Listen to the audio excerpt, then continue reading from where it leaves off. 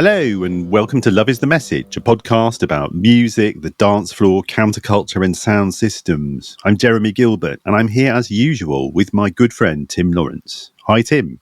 Hi Jem, how are you? I'm good, thanks.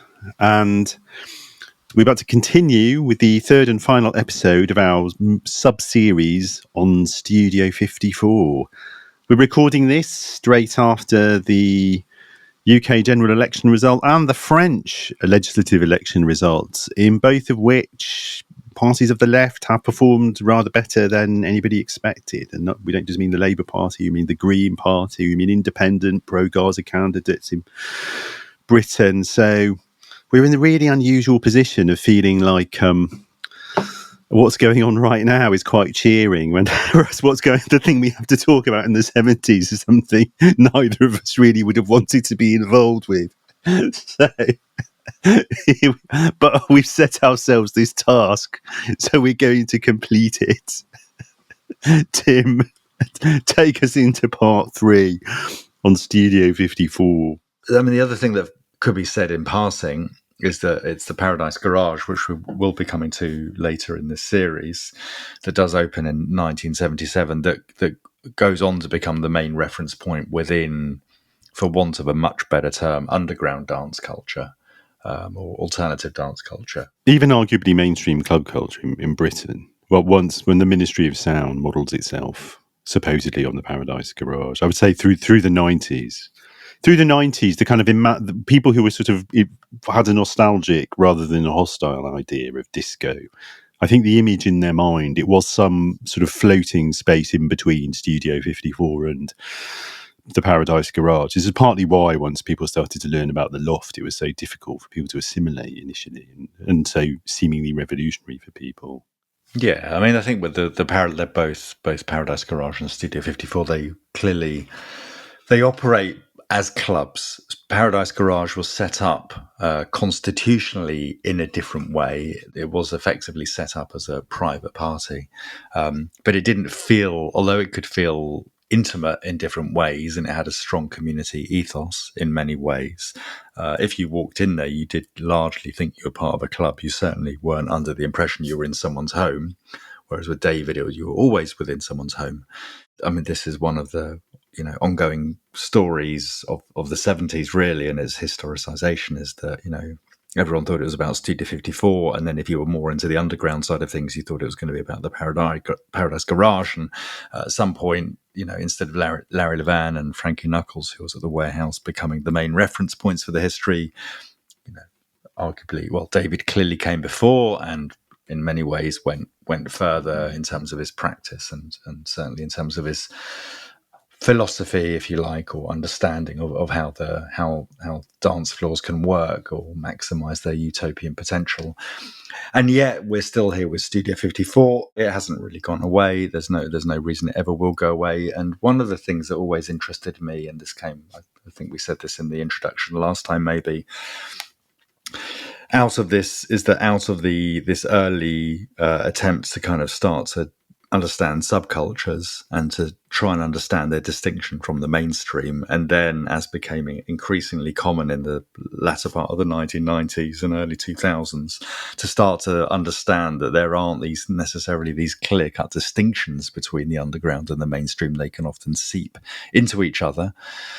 We get to the point where Studio 54 has something about it that isn't just about being a commercial mainstream discotheque. So that's one of the reasons we're spending time on it, because, one, it's iconic, and number two, there are some things going on. Last time we concluded with the opening of Studio 54, and this time we're just going to look at how it operated in different ways during 1977, because that's the year we're focused on in this particular series. And one of the things we didn't touch on last time, but is an example of the link that started to exist between, again, let's call it the underground and the mainstream, was the fact that Richard Long, this engineer who would go on to become probably, if not the most famous engineer to work in New York sound systems, then arguably Alex Rosner, who worked with David Mancuso, for many years, had a greater role in the initial wave of discotheque culture. Richard Long's influence came through more in the second half of the 1970s, and then Richard Long ended up dying of AIDS in the early 1990s, and Alex Rosner is still alive. So, in some ways, that sheer longevity has enabled Alex's own reputation to carry on. It's a bit like Ron Hardy and not Larry Levan, but Ron Hardy and Frankie Knuckles, who was the guy, who brought house music through, and probably more people said Frankie than Ron, in part because Ron just died at such a young age. He wasn't around to kind of tell his story. Anyhow, the fact that we have Richard Long install the sound system is arguably, I don't know if it's surprising, but it's not what you would you could read the Anthony Hayden Guest sort of 500-page book on Studio 54 and the related club scene in New York City, and you wouldn't read anything about Richard Long, and you'd only probably get one sentence on the fact that the main DJ there was Richie Kazar. So this is how Studio 54 has been historicized, if you like, as a sort of celebrity hangout, this sensation that ended up having run-ins with the FBI and where there was cocaine was flowing freely and all the rest of it. And that's not to say that didn't exist, but there were other sides to the venture which have attracted less media attention, but that suggested it was a bit more serious. I mean, we spoke about last time the way that Steve Rubell, one of the owners, would go around places like Gallery and Flamingo to try and get ideas. Carmen D'Alessio, who was the main design inspiration and the person who really came up with the concept of studio, was a regular at the loft. I mean, obviously that doesn't mean she transplanted the ideas of did I say transplanted ideas of the loft onto studio, but she embodied a physical connection as a person who went from one to the other and loved aspects of the loft and wanted to try and even reproduce some of them. Of course, Nicky Siano as well is another interesting link. These are things you wouldn't expect, and I kind of want to come back to some of this and ask you what you think, Jem, about it. But just to try and, tie up this point for the time being, it's that Richard Long was invited to indeed install this sound system. He'd already contributed to David introducing bass reinforcements into the loft, probably around 1972 or 1973. In the end, David wasn't happy with Richard Long's work and got Selwyn Vega bass reinforcements instead, but this was a sign of Richard Long kind of starting the move in these circles. He opened Soho Place, which was where he had his workshop in around 1974, and that ran for a couple of years, and as David said, actually, Richard was the only other person that David knew of who was actually holding these parties, these private, this invite-only parties, in his own home. Nicky never lived in the loft, and Larry never really lived in the Paradise Garage. Michael Fesco never lived in Flamingo, etc. But Richard Long did live in the Soho Place. And we'll come back to this, but it's in this exact period of the early 1970s that he started to get involved with installing the initial sound system at the Paradise Garage during its construction party phase. We'll come back to this, but simultaneously, he was invited by Steve Rubell to install the sound system at Studio 54. And this kind of interesting thing will emerge with Richard Long. It was from Studio 54 that his whole sound company expanded very rapidly. He soon started installing all major, if ever a discotheque opened up, including sometimes in Europe or in Latin America. Richard Long would often be invited to oversee the installation. The garage system was sort of developing, more or less simultaneously. And it got to the point where if someone approached Richard Long because they wanted to open up a relatively commercial discotheque, he would take them along to Studio 54 to experience the sound there and to see the scene unfolding there. And if someone approached him who wanted something that was going to be a little less commercial, maybe, then he would take them to the Paradise Garage. So you have someone here who's quite interestingly, and Nicky Siano is quite similar. He's trying to sort of straddle what's supposed to be this divide between the underground and the more commercial mainstream. I think just to wrap up the point about the sound before we sort of move on to other things about the kind of life cycle that starts to develop at studio. Is one thing that's worth noting is that no one who went to studio and the garage, these are the Richard's two most iconic sound systems. No one thought that the one at the Studio 54 could even begin to compare with the one at the Paradise Garage. What does kind of emerge is that places like the garage, or obviously places like the loft as well, are places where the audio is given the highest possible emphasis. And anything that's visual comes in to kind of complement the audio. Whereas at Studio 54, the visual sort of becomes the main thing. The whole lighting show, or the spectacular nature of the space, or if you're dancing perhaps next to a celebrity or not, but people are constantly looking. And the audio, the oral side of the experience gets somewhat subjugated, and Richard Long's sound system becomes sort of part of that. It's a decent sound system, but it's not one that completely captures one's attention, I suppose.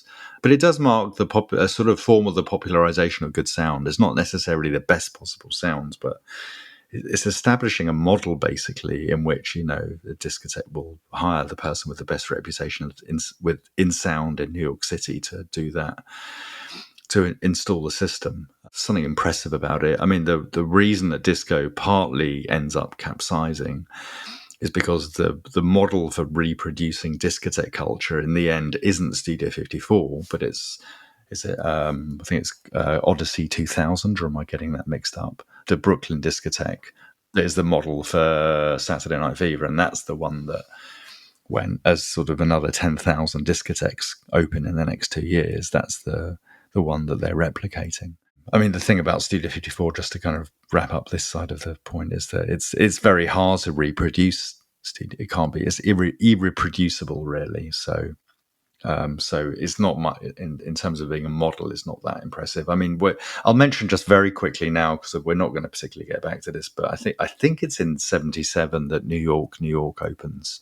It's the other huge Midtown discotheque, and Xenon, I have a memory serves, ends up opening in 1978. So you do end up with 3 huge discotheques, but they don't really get to be replicated elsewhere. Studio 54 does end up opening a Studio 54 in Spain at some point. But maybe these the Ibiza clubs of the last 20 years, etc. Maybe it is now a widely reproduced model in some way. They're like the mega clubs, basically. Well, I think it's a really interesting point. It's a really good point, because there is a certain critical and philosophical tradition which, I mean, I've been drawing on since I started writing about music in the 90s sometimes. And it would include people like, philosophers like Lucia Ligrai, the great French feminist philosopher, but also people like Richard Blacking and John Shepherd, the great sort of Anglophone musicologist, ethnomusicologist, sociologist in music. And there's a point that's often made, is that there's this argument that Western culture in particular, going all the way back to the ancient Greeks, which you have to do if you're a French philosopher, it's the law, is scopophilic, meaning it's focused on vision. It's like the privileged sense, vision. The metaphors of seeing are kind of inseparable from the concept of truth. And what gets downgraded in that context is always the experience of tactility, which is more associated with sex and the body, and animality, which is sort of devalued, going back to Aristotle and running through the Christian tradition after St. Augustine, people like that. And music and sound, because of the way in which music sort of invades the body. You can't close your ears the way you can close your eyes, and it works at an emotional level before an intellectual or cognitive level. And I think there is something to that. This is something that's, I suppose, runs through a lot of our interests, that this sort of intuition that there's sort of something inherently countercultural about audiophilia, which is a kind of weird idea, given that like audiophile culture is really a culture for very, very rich people, and it's almost exclusively rich white men or rich sort of Japanese men around the world. But that's because of the resources, but there's still, even within that, just even with the industry, actually, the industrial hi-fi, the audiophile hi-fi industry. I know all the people I've met, the engineers and even managing directors, tend to be these see themselves in some way sort of countercultural. So there's this continuity that runs from those guys through the reggae sound systems, through into the disco and club culture that we're talking about now, and in all those cases, I think privileging the sonic over the visual, like, is a gesture which people do quite intuitively understand as being, in some sense, countercultural. I'm also reminded of Paul Gilroy, in writing around the turn of the millennium, and being just really quite distressed at the way in which black music culture seemed to have been completely captured by MTV, basically. And my experience of teaching at the time actually was it was a sort of low point for students having any actual interest in music. Like, when they said they were interested in music, and you asked them what they meant was they were interested in videos. They were just like watching MTV videos, basically. So there was this. I do think there's often this tension between sound and sound and vision. And I think that's the scopophilic nature of Studio 54 is really significant, and it's significant to the way in which it intersects with celebrity culture, because obviously celebrity culture, to a large extent, is about this sort of culture of the spectacle. I tried to give a definition once of celebrity, and I wrote an essay about celebrity culture years ago. Again, I think it was at least 20 years ago, in a short-lived journal called Media Active, and I started with the proposition that actually the first examples of celebrity culture you could find in human history were ancient Mediterranean emperors starting to put their portraits on coinage. Because I said that was the first time that you would have had a person whose face would be recognised by that many other people who they didn't know. And my argument was, a celebrity is basically someone who is visually recognised by a critical mass of people whom they themselves don't know personally. So the idea that there is this sort of deep interconnection between scopophilia, celebrity culture, and money, actually, and the whole idea and capitalism and currency, I think there's a lot in that. Great. Let's hear some music. Yeah. So just to mention, we're doing the same this week as we've done definitely last week and probably the week before as well, is that we're taking the track selections from the first Richie Kazar contribution to Vince Aletti's Disco Files column in Record World, which appears, I think it was in November 1977. And we're just sort of playing all of those records. It's the first time we've done this of any of those playlists that appear in Disco Files, but it seemed to be an interesting way to try and get into the musical aesthetic of Studio 54. Richie Kazar was a widely respected DJ who was seen to be a very, very competent technical DJ. He was certainly one of the DJs who was good at, doing all sorts of kind of tricks and technical feats with a great degree of skill. And Richard Kazar became the main DJ at Studio 54. So far, it hasn't been the most kind of engaging experience. So to continue that, to see how it goes this week, and to see if it shifts somewhat. I'm trying to create some tension here. We're going to hear Sweet Cream's I Don't Know What I'll Do. I don't know what I'd do if you ever left me. How would I make it? I don't know what I'd do if you ever left me. My heart couldn't take it. I don't know what I'd do if you ever left me. Said Joe would free me.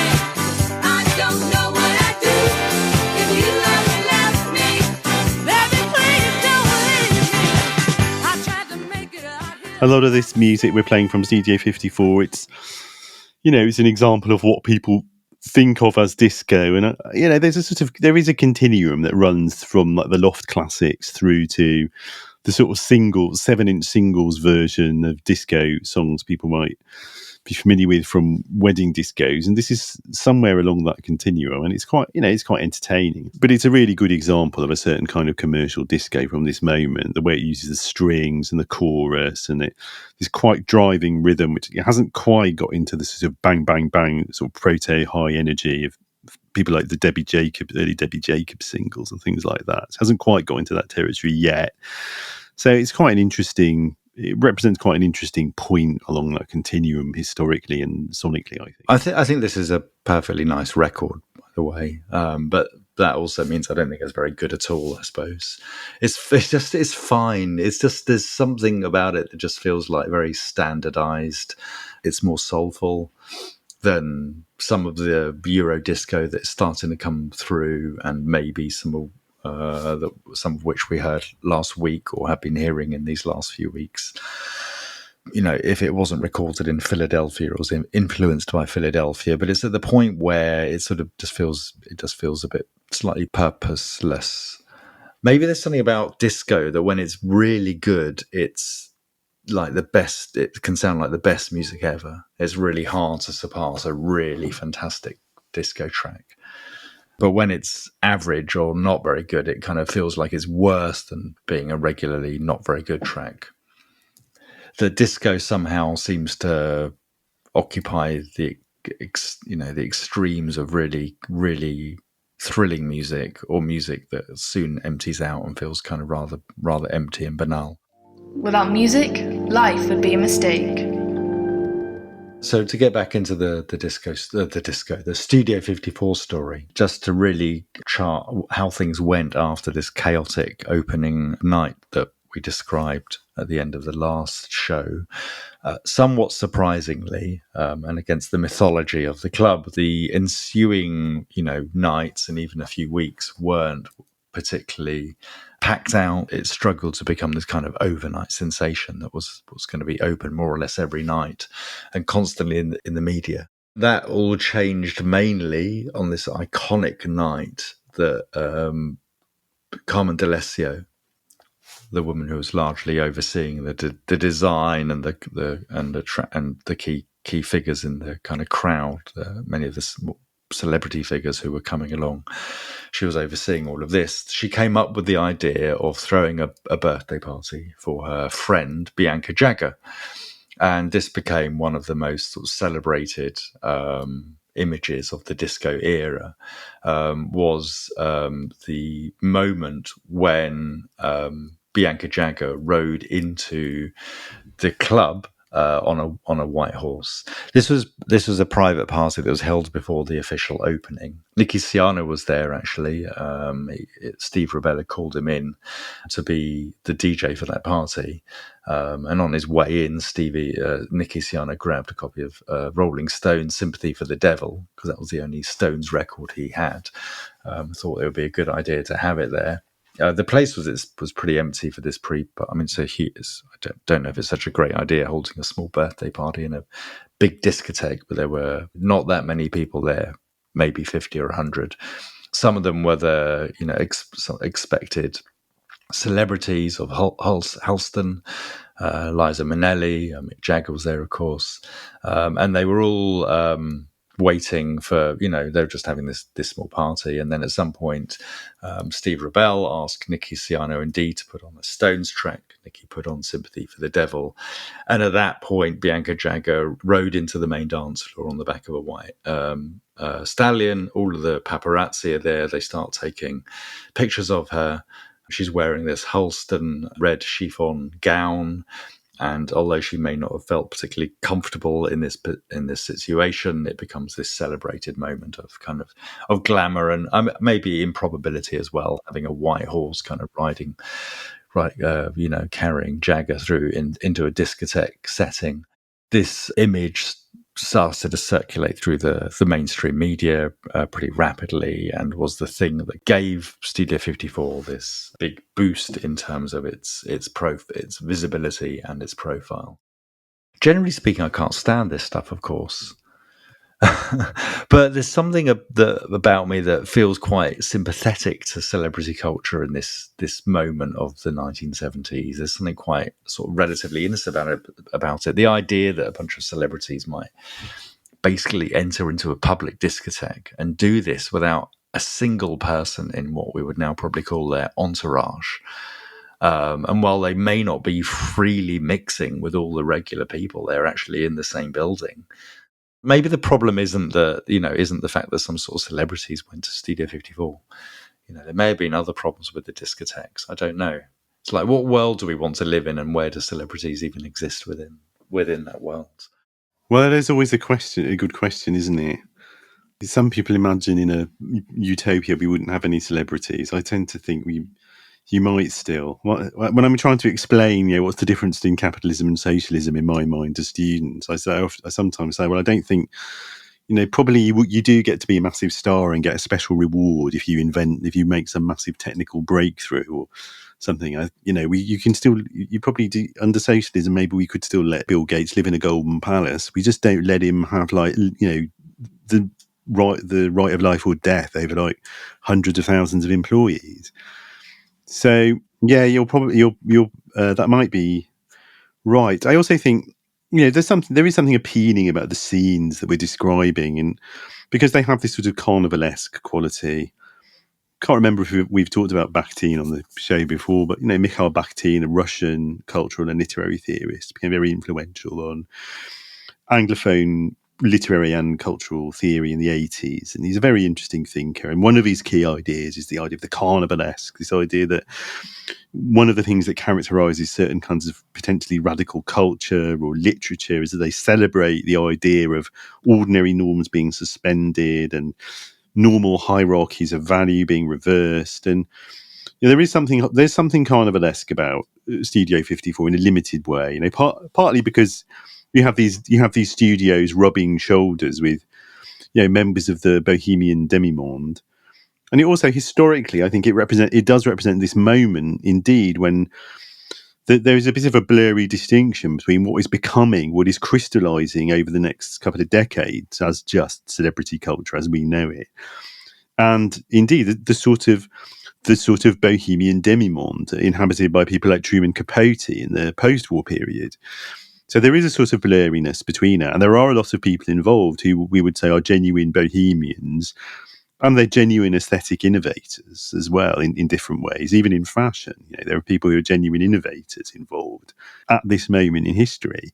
I mean, there will not be, by the end of the century, would have arrived at a stage where, the fashion industry has found a way to thoroughly exploit and not really pay very well at all the creativity of anyone involved who's doing anything creative. But we haven't quite got there yet at this stage. So there is a slightly utopian element to it.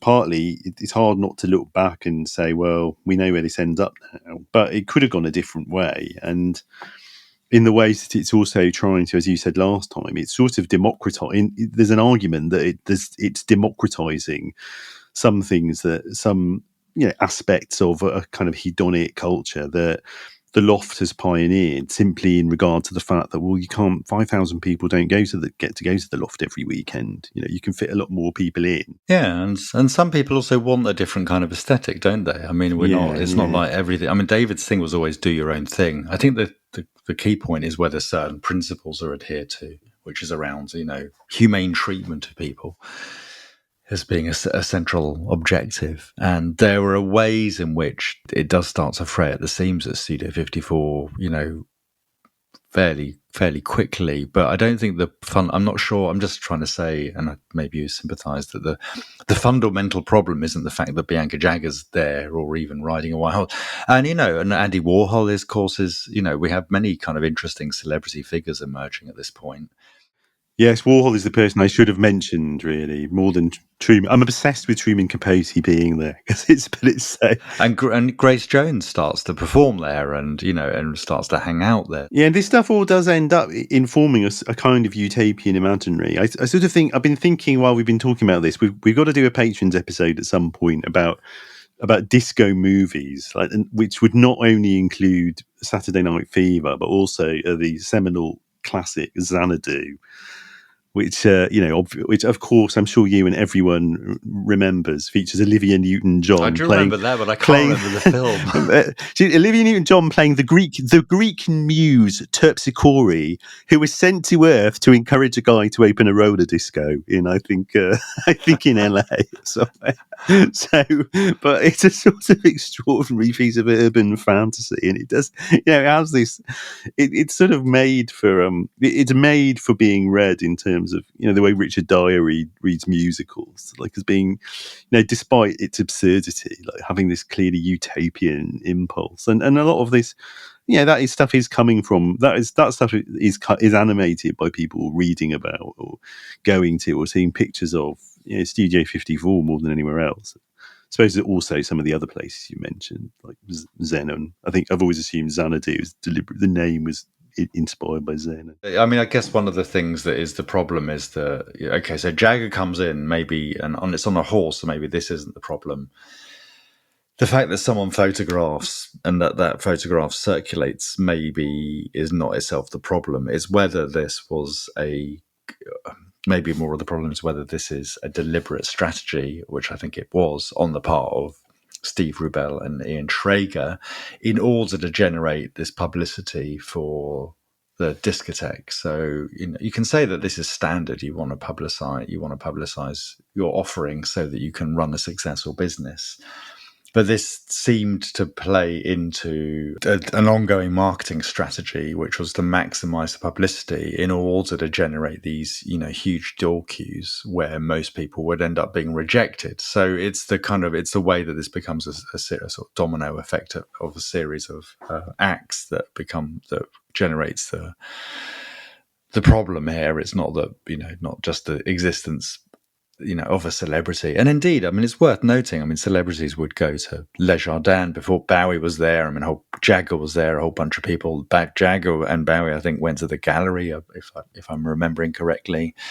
You know, certain celebrities would also go occasionally to the loft. I mean, I suppose David did end up handling this perfectly. They were more or less treated, or they were treated like everyone else. And David's big thing was actually, you know, they just want to be able to come here and, let's say, you know, just have a good time, rather than be treated in this special way. So we're getting, if we think this through a bit, there's, you know, people who are famous are drawn to these spaces, especially if they seem to be more exciting or progressive. It's the way that their presence then gets to become part of a profile. There's nothing wrong with if you want to attract lots of people to your event. There's nothing wrong with that either. The problem at Studio 54 is it seemed to be about deliberately then excluding significant parts of this population. But I think we should listen to a bit more music. And the next one up on the Richie Kazar Studio 54 list is Olympic Runners, Keep It Up.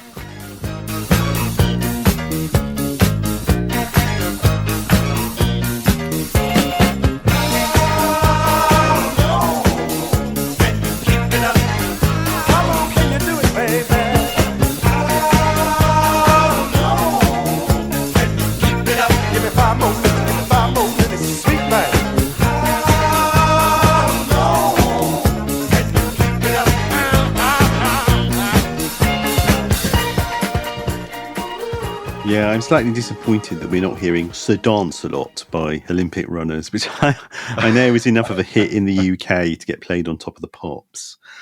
I don't know if this was or not, but this is, to me, this is okay. It's pretty obvious to me who it's derivative of. It sounds like BT Express. It's the sort of disco end of funk end of disco, but given a slightly more commercial gloss.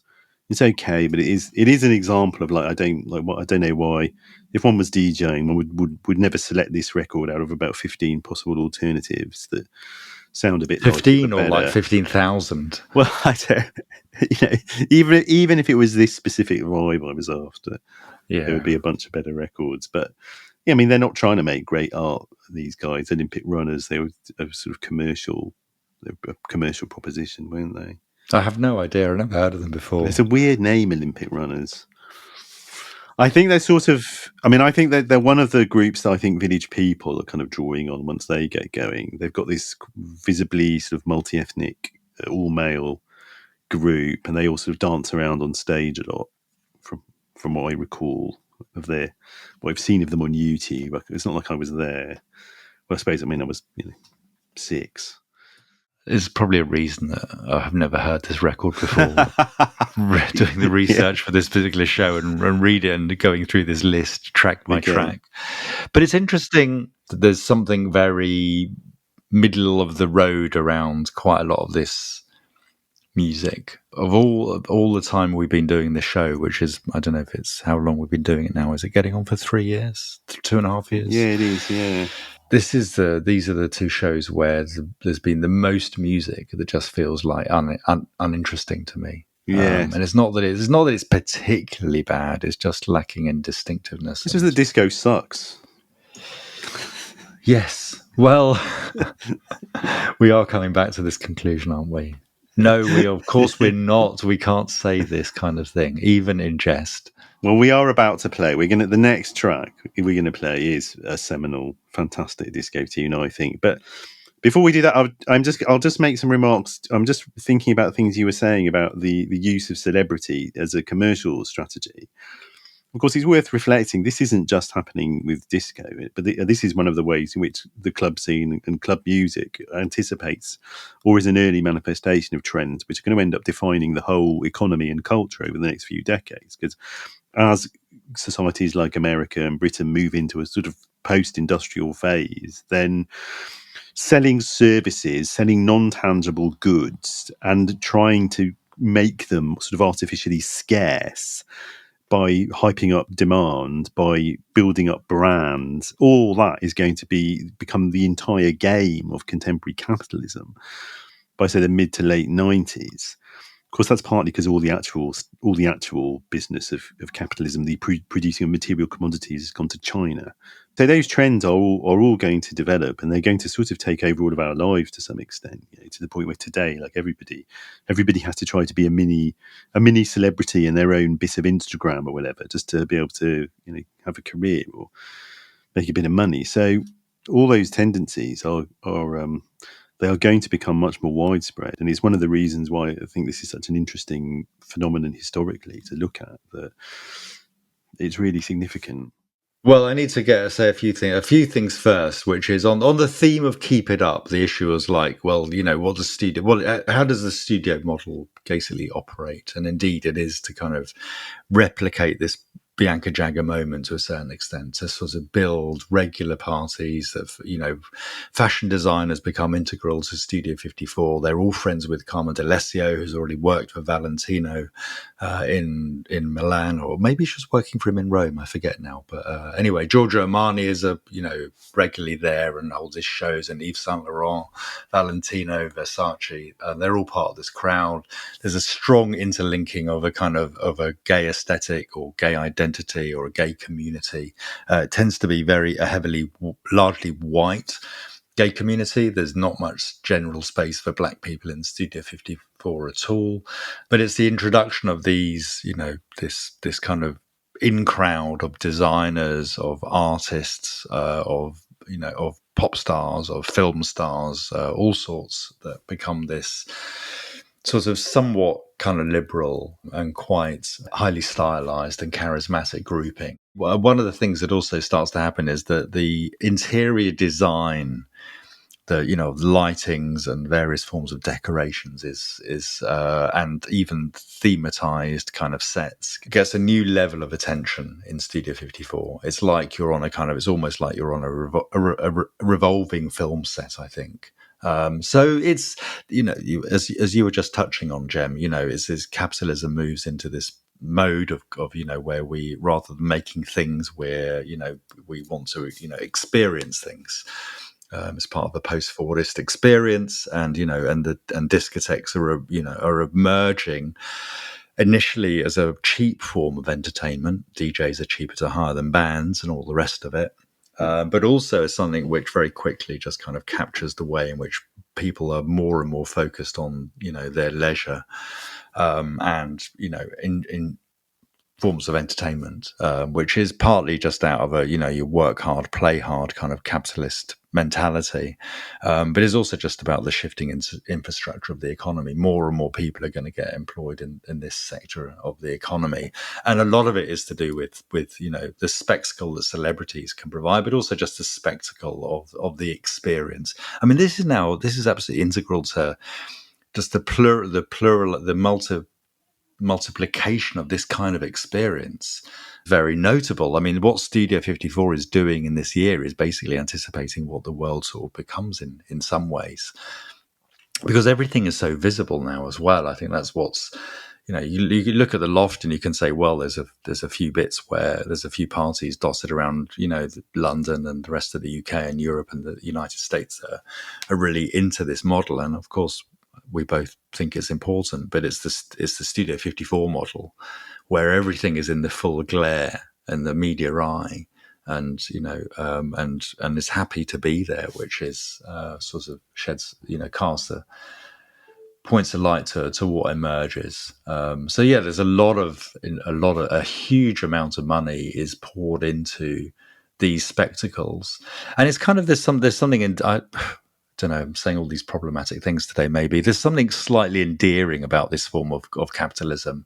They're making plenty of money, but they're not maximizing their profit because they spend so much money. It's like they don't care about spending huge amounts of money on turning it into what they think is going to be the best possible experience of its kind. There's big budgets, and I think they lack the cynical professionalism, if you like, on some level of most current forms of capitalism. And large scale entertainment events, which are much more. I mean, this isn't corporate culture, for example. This is a couple of guys who are running a restaurant, suddenly working out a way to make loads of cash and putting lots of it back into the business. It's not like a part of a proper business entertainment structure. I mean, most DJ agencies today are probably more cynically operated than Studio 54 in some respects. Yes, I think that's a really good point. So I'm growing to really like Studio 54 the more I think about it, which is not where I thought this was going. Okay, moving on. Odyssey, Native New Yorker. You were the star. When did it close? You're a native New Yorker. No one opens the door for a native New Yorker.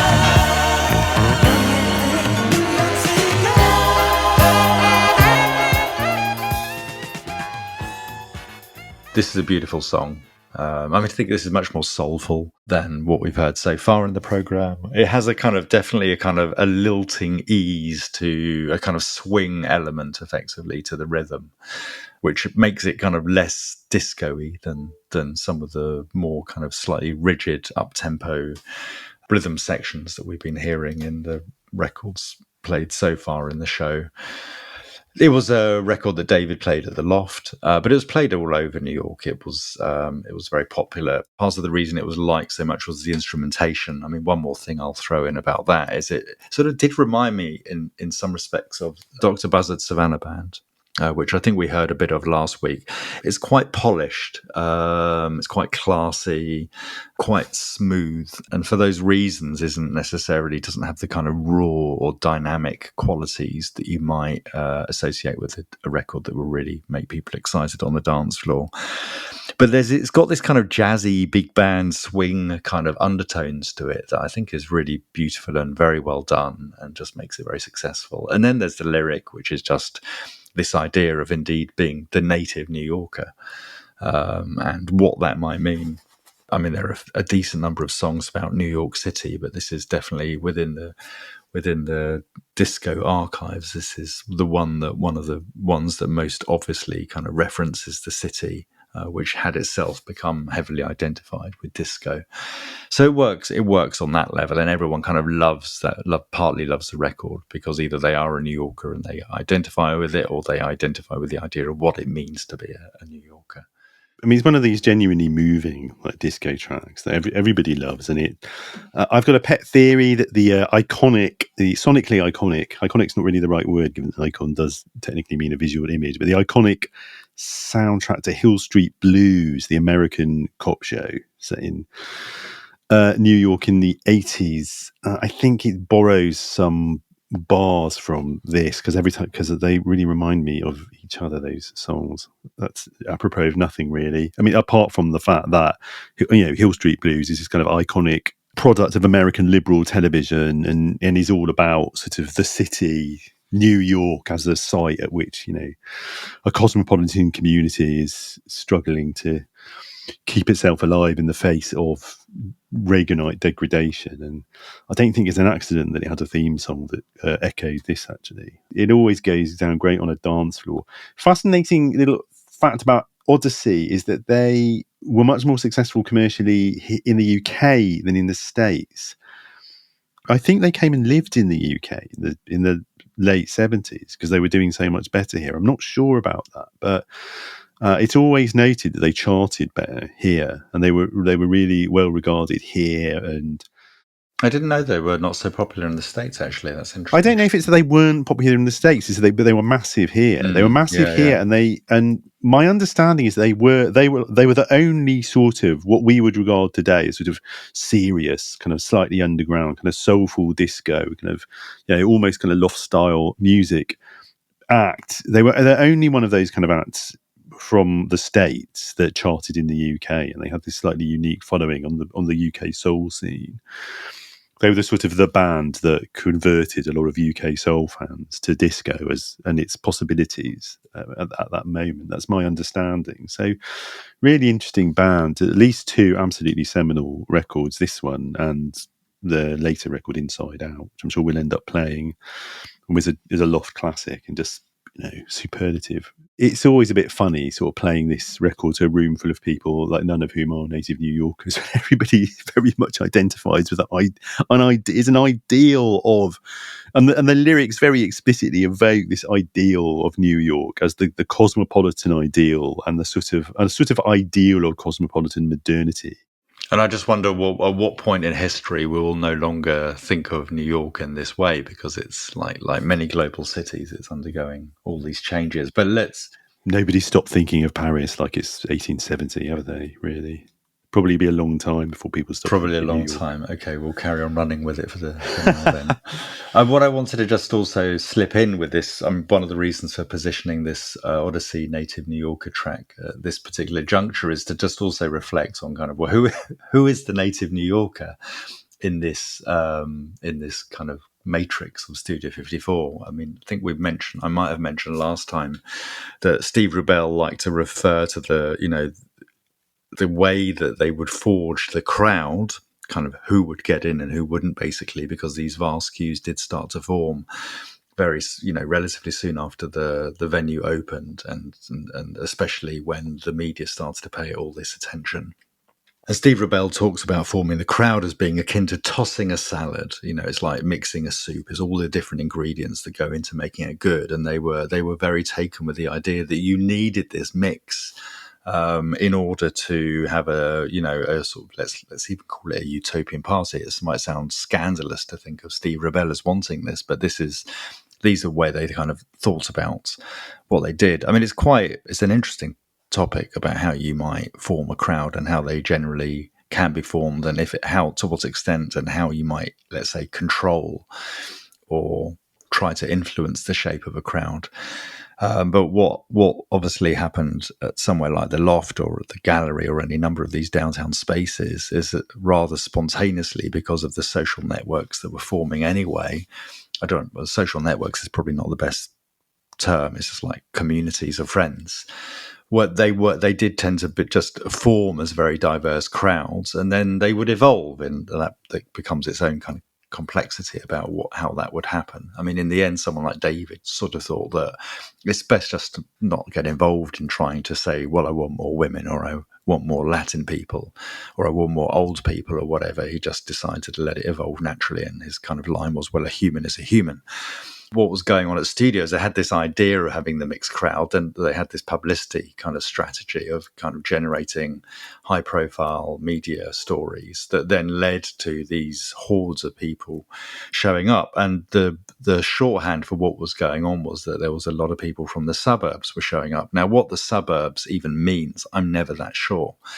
I mean, what we know is it's supposed to be something which we denigrate. It means that someone who is lacking in urban savvy, maybe has sort of somewhat conservative tastes, maybe lacks a certain kind of coolness, what have you. The twist of the story is everyone who was going to the Loft pretty much was from the suburbs or whatever. They were from the Bronx, or they were from Brooklyn. David grew up in Utica. I mean, this was the nature of it. It was people, sometimes these people who might end up identifying as suburban refugees. They were growing up in environments where they weren't readily accepted or weren't engaged, and then they went to the city to find these communities. what we have at Studio 54 is this supposedly mass arrival of people from the suburbs who, are getting into celebrity culture. They're going to the cinema, and they're attracted or excited about the idea of being in the physical presence of these people, or just seeing them, let's say taking a photo of them. And so this is the scene that we end up at Studio 54. On the one hand, there are the designers and the celebrities, some of whom are, like Warhol or whatever. They're interesting people who've kind of made us, a very significant contribution to culture and downtown itself. You have that lot. Then you have the kind of eccentrics, if you like. There was Roller Rana is one who would show up in roller skates every night, and I think a wedding dress. There's another key kind of regular who became somewhat notorious called Disco Sally, who was a septuagenarian party girl. People who are sort of seen as being, I don't know, maybe Italian cab drivers or something. I don't know. They might be seen to fit in. People who've got a sort of charismatic kind of presence seem to add some variety to this idea of the New York mix. But if you are someone who just resembles a suburbanite who's not very savvy, basically, and just seems to be not particularly distinctive, these people get turned away. I mean, it should just add on top of the general way of mixing together the crowd, the gay men in particular were quite a strong presence at Studio 54. I mean, Steve Rebell had recently come out as gay. He was going to places like the Gallery and Flamingo, which was much more basically 100% male gay venue, whereas the Gallery wasn't organised that way, even if there was a significant gay presence. There was some talk that Studio 54 might become a gay venue. I'm not sure if that was ever really going to happen. It was probably just always going to have a significant gay contingent, especially because the fashion industry had a significant gay contingent as well. The design industry as well. So all of that was kind of going on, and becomes this idea of the mix. In the end, the gay nights, they do end up with 2 gay nights at Studio 54, which is Thursday and I think also Sundays. They try to introduce some sort of modified invitation system, which is a vague version of what David was doing at the Loft, so that Carmen D'Alessio can make sure that the people she really wants to be in the party, in the club, the discotheque, can get in. So there's a bastardized version of what's going on at the Loft. But mainly the thing that happens is the velvet rope is introduced as an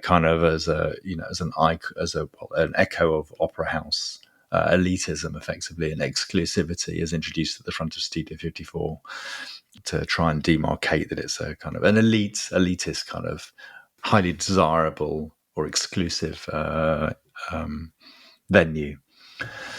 And a lot of time is spent on basically turning away people who are not seen to be kind of, the people who would fit into the club. I mean, just to kind of finally say, one of the things that I thought was interesting about this is nevertheless, people still show up, night after night, joining this queue, and you wonder what's going on with that, and I mean, certainly over time, there's a sense that there's a form of public humiliation goes on. And this will be one of the many factors that encourages the backlash against disco. Because if you feel like somehow disco is meant for other people and not for you, you might end up growing to resent it. But I think there's also, at least for a period, this idea that even by being rejected, that's still a form of inclusion. It's still a form of recognition. You might stand in the queue outside of Studio 54 for a few hours. You might get to the front of the queue, and eventually you get to be turned away. But you've still been seen. You're still part of the spectacle. You're on the wrong side of it, but you may still aspire to somehow work out how you can get on the inside of it. There's clearly something. It's like that kind of, the moth drawn to the light or something. Maybe that's a terrible metaphor to use, but there's some sort of attraction going on, and just being turned, just being kind of stung in that situation doesn't lead people to immediately, become disillusioned or to give up. It's this level of exclusivity that becomes, very problematic, really. I mean, Nicky Ciano, just to kind of touch on what's going on with Nicky. Nicky's the alternate DJ, as I've said. I mean, I'm interested what you think about this, Jem, but Nicky was like super enthusiastic. His line was like, well, Studio 54 was the next stage. The culture was expanding. He felt that there was no issue with him, traveling between downtown and midtown. He felt that he was friendly with people in both places. It might have been that the gallery was kind of his home base. I think understandably so. He found the idea of Studio 54 to be very exciting. It's a higher profile. It's more money. Interestingly, if you look up Nicky online today or whatever his monikers might be on social media, quite often he'll identify himself as a Studio 54 DJ. Not always as the DJ and sort of person who's running the gallery. Obviously, one can see why, for someone who's, coming from somewhat disadvantaged beginnings and certainly no money, to go from, that Brooklyn upbringing to then running the gallery and becoming one of the first star DJs and then being invited to Studio 54, it's kind of, you can see why it became compelling. And as far as Nicky was concerned, he had friends at the gallery and he had friends at studio, and a bunch of them kind of all overlapped. Michael Gomes, his kind of best friend who would edit Mixmaster or write Mixmaster, was going to the Studio 54. Michael Capello might go to Studio 54. There's also, we look at these things with hindsight, don't we? And we see Studio 54 as being this monster, really, that commercialized disco, although I think it's kind of more complicated than that. But from the other end, if you see it opening, it can seem all very exciting at the beginning, I'm sure. Yes, I think you're completely right. I think that's all quite understandable. And I can see why Nicky would be enthusiastic and would see it as a way of sort of expanding the culture and even reaching more people, and in a way you're not going to if you're just committed to the pristine purity of your 400-person party downtown. You've raised it, I think maybe even last week, but it's a few times, and I think it's a good question. It's like, well, how is culture supposed to spread? Yeah. If it doesn't get, how are other people supposed to access it? It fits within that psychology, doesn't it, or that position? Even with LSD, it's kind of doing a little bit of research into that, and it's kind of the only way you can kind of the only way that it becomes possible to really kind of get it to spread is if you start to sell it. It's very hard to get. If you give it away for free, it's very hard. Because no one's getting paid, basically. If you start to sell it, then someone take the distributor or there's the dealer gets their cut. Well, that's it. Well, I know that is something that people, even in the illicit LSD business, have always sort of struggled with. Like, how do you balance keeping the retail price very low against the fact that, well, the people involved in distributing it and taking the huge legal risks in doing so get actually adequately rewarded. It is something people have. I know it's something people have talked about, always in that context. So, yeah, it is always a problem, and it's always an issue you can't, in a capitalist society, you spread cultural ideas by commodifying them. And to some extent, the trick is always to try to successfully commodify yourself without getting totally caught up in circuits of full-scale capital accumulation. I think that's the trick which everybody is trying to pull off, and nobody really ever can for that long a time. Just to bring in David on Studio 54, because he did go there once. I think there may have been some record pool event, and he only went once. So, there we are. We have David kind of also laying it down with a certain kind of sense of an ethical relation to all of this. And he was quite straightforward. He said, I didn't like the policy at the door at all. You can get in, you can't. The people had to stand there and hope they would be picked. It was really dehumanizing. Yeah. And that's it. It's just dehumanizing, and therefore David doesn't want to go back. The one other thing that David would said about studio is that it wasn't a place where I wanted to socialize. I didn't care who was famous and not famous. I wanted to go to a place where things were free and relaxed, a place where you could be without becoming.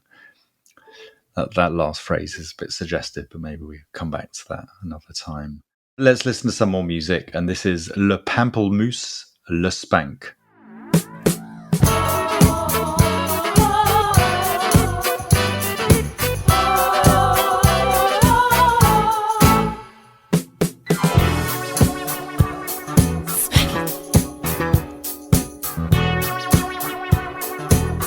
it.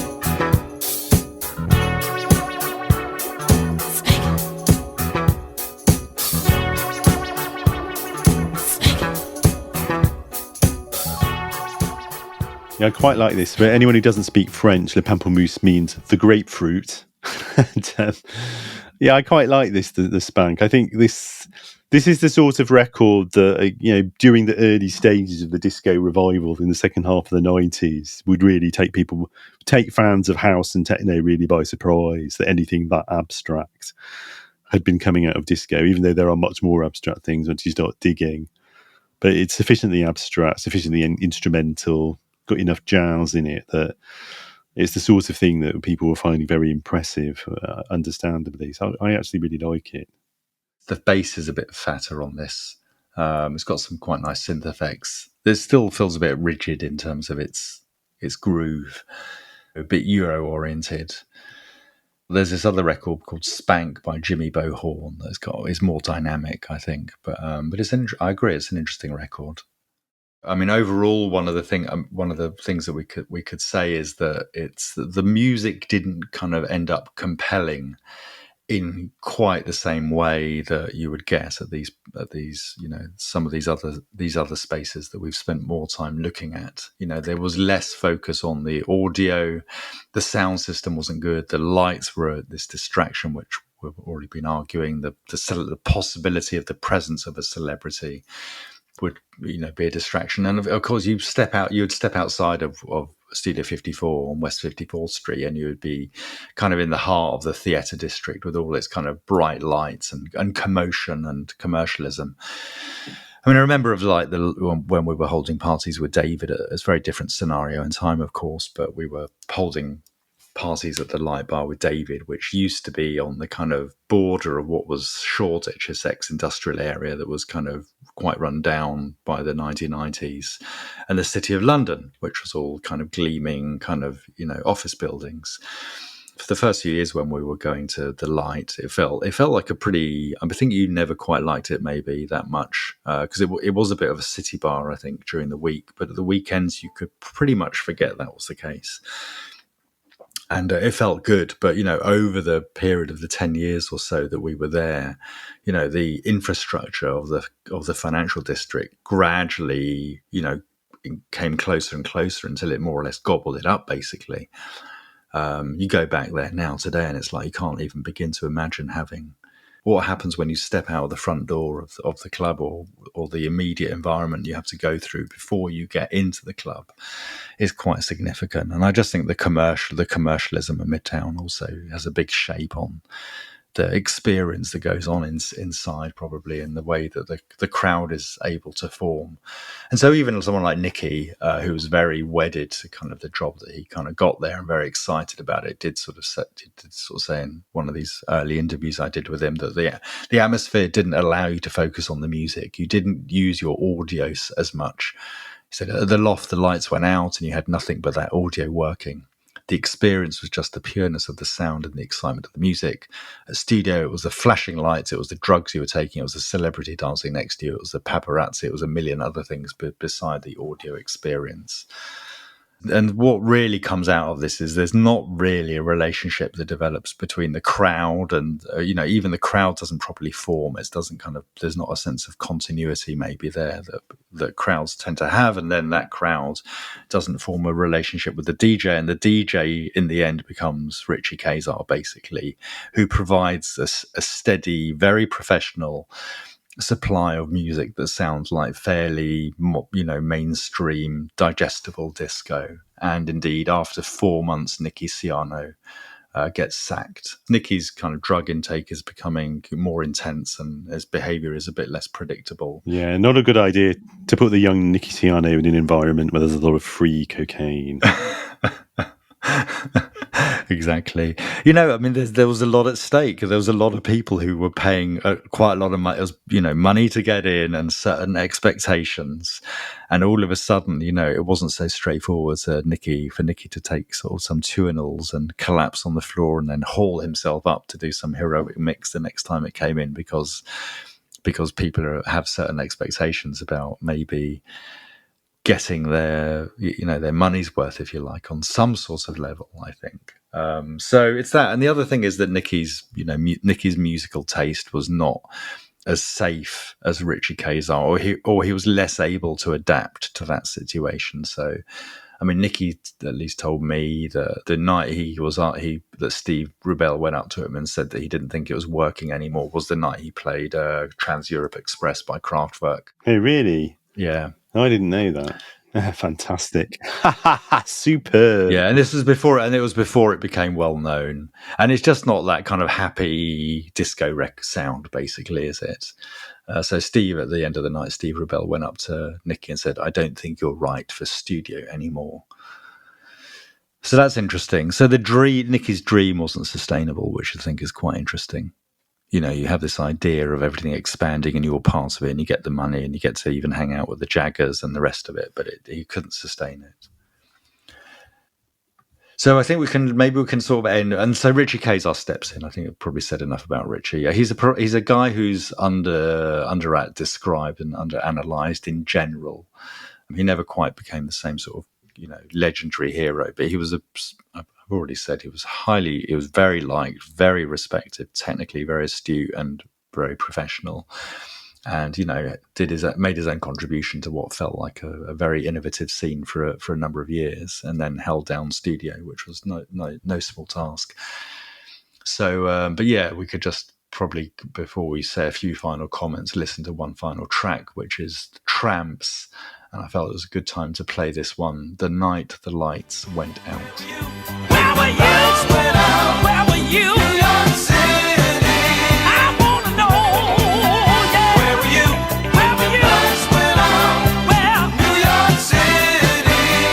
Don't you know that I was making love? Oh, sweet, sweet love. Yeah. I wanna know. Had the baby by the hand. Let her to Loveland. Yes, I did. Ow. Where were Yeah, I've always thought that was a lot of fun, that record. Is it actually a reference to blackouts in New York City? It is, yeah, it is. I was listening to the lyrics a bit more carefully this time. Where were you when the lights went out in New York City? So it's the blackouts of 77, which coincide with the Summer of Sam as well, which was this kind of murder spree. Again, it's another record on this list that I feel feels quite okay-ish, but not very not terribly engaging. It's certainly not one of the greatest records by the Tramps. No, but the Tramps do that sort of funk disco. They do it very well. I sort of think this is more interesting than Disco Inferno, actually. But maybe it's just I like these these sort of storytelling lyrics. I remember this, you know, when I was a little kid, like I found it really frustrating that the lyrics of so many pop songs seemed to be elusive, or they were just about romantic love that I didn't have any experience of. So, and I really liked songs with stories. So I liked the sort of Kenny Rogers hits, like The Gambler and such. But I really liked, I really loved like Ring My Bell, because I understood she was telling somebody I understood what it meant. And I loved songs like this because they had stories, like, you know, there was a scene being described, and it was about some concrete event, some narrative. I'll bear this in mind when I buy you your next birthday present. Yeah, I wouldn't say, you know, given I started off my academic career writing against logocentrism and the tyranny of meaning within music, I think we can say I overcame that prejudice. But okay then. it's still something I like about it. Good. So I think we've tackled Studio 54 in 1977. At one point, I thought we were going to need another episode, but we managed to do it in 3. No, I think that was good. I think we've done it well. I think it is interesting, and I think it's a very interesting historical phenomenon, you know, and it's very interesting for the way in which it takes some of this energy, which is clearly coming out of the counterculture, and in a way it sort of territorializes it sort of captures it in a commodifiable form, but it's partly doing that out of a genuine love for it, and it's wild. He gets closed down. You know, it's breaking the list. You know, it's not following many laws, or it's, you know, it's very Wild West. When did it actually close? Well, early 80s when Rubel and Schrager go to prison, and then they kind of try to keep running it from jail, but there is this moment when suddenly, indeed, this guy who was working alongside Richard Long, Mike Stone, they were lovers for a while, ends up becoming the promoter at Studio 54 when Steve Rebell and Ian Schrager are in jail, and briefly it's a black gay man is running this venue, or at least a few nights in the venue, and a very different crowd is going along. So the mainstream accounts of Studio 54 always leave this bit out, but I wrote about it quite a lot in the last book. Well, thanks, Tim. That was brilliant. That was a really interesting final episode. We finally got into our stride with regard to why this is actually interesting. Okay, well, that's it before our summer break. I think we're going to have one more episode for the patrons in a couple of weeks, and then we'll be on hiatus as we usually are over the summer holidays, mostly because Tim and I are going to be with our kids pretty much all the time. So we'll be back sometime in September. Thanks as ever for listening. If you don't already and you have the means, please do consider supporting us on Patreon. There's a growing and already huge now library of fascinating episodes which are only for patrons. Whether you can do that or not, if you haven't done before, please do consider leaving us a 5-star rating on whatever platform you're listening to this on, because it really helps the show find new listeners. And whatever you are doing with yourselves over the summer, look after yourselves and have a good time. Thanks very much for listening. And thanks, Tim. Thanks, Jem. Thanks, everyone. Have a good summer. Bye-bye. Bye-bye.